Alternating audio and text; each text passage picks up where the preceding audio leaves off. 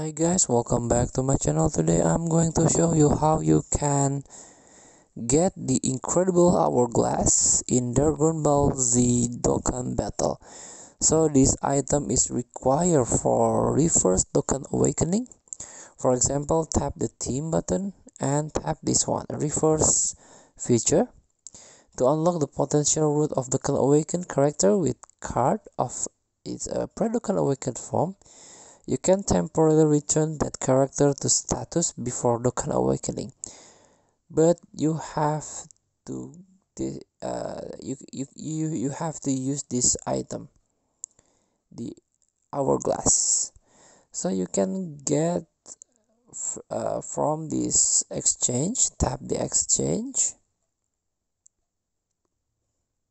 and go to trade points, and this one.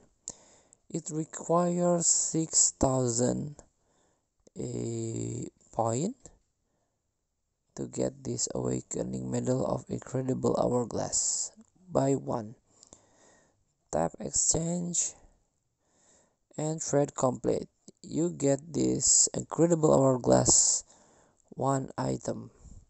Thank you for watching. Don't forget to comment, like, and subscribe. Also click the button below. Enjoy the game.